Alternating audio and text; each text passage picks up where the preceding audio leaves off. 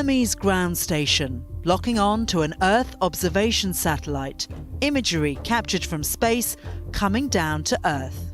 If some frontline command person wanted to know the area that they're going into, we can provide them with imagery information and more on what's in front of them. The satellite Carbonite 2 passes over the HERMES ground station 3 times a day. As it comes over the horizon, the ground station antenna locks onto it and the satellite transmits the pictures it's recorded in space. Satellite images of Buenos Aires, the coastline of Diego Garcia, and the airport in Dubai show the kind of detail you might get from a battlefield during conflict. The more you dig into the understanding just how much we rely on space. Air Vice Marshal Harv Smith is the MOD's first ever director space. It pretty much underpins all of our high-end capability like F-35 and all of that combat edge that gives us the operational advantage we enjoy over potential adversaries, all of which is enabled through space. HERMES represents the MOD's most significant investment in space in the last 2 decades. The team at DSTL have built it with support and training from UK company Surrey Satellite Technology. We build and manufacture small satellites, and it's that heritage and operational use of satellites that we're able to bring to DSTL, so that DSTL has that technical authority within the UK rather than sort of learning from scratch themselves. The HERMES ground station demonstrates Britain's growing ambitions in this domain and the desire to increase space-related capabilities in defence.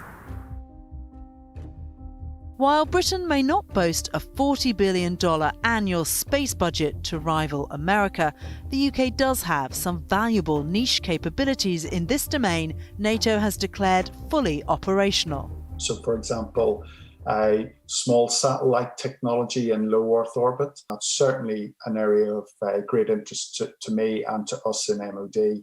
How can we exploit low Earth orbit?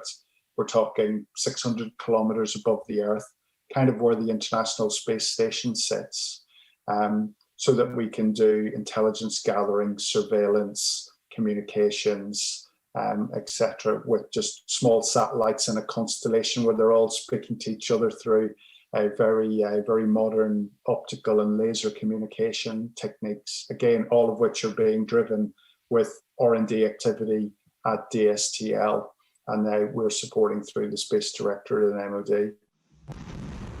But as nations around the world grapple with dangers from kinetic and cyber-related attacks in space, Britain's satellites and infrastructure needs resilience against enemy activity. If we're going to be increasing the number of assets we have in space, we need to make sure that we can look after those in exactly the same way we would look after, tanks going around the battlefield or ships at sea. Last July, the Russian Defense Ministry released a video of a test launch for an anti-satellite missile system. We're seeing other state actors commit more and more nefarious activity in space. There's a multitude of different ways to threaten space-based assets, and a lot of that threat can actually come from Earth-based equipment. So what we've seen in a previous job, I was running the KAOK out in the Middle East for all of the counter-Daesh missions in Syria and Iraq. And we saw there the Russians they had specific land-based jammers that they were using to jam satellites that then subsequently jammed communications, they jammed GPS codes, so it made it difficult, made our weapons work harder to deliver the precision that we expect from them. But there is a spin-off from that. If you're flying overhead in a commercial airliner, that jammer is also jamming you. And now your navigation equipment isn't working and it's putting that at risk. So having a more responsible approach to our behaviours, either in or to space, is really very key. A relocatable ground station like HERMES takes the UK to the next level of space capability. Not just an interested partner benefiting from the expertise of allies, Britain now has sovereign assets in a domain that gets more important every day for defence and national security.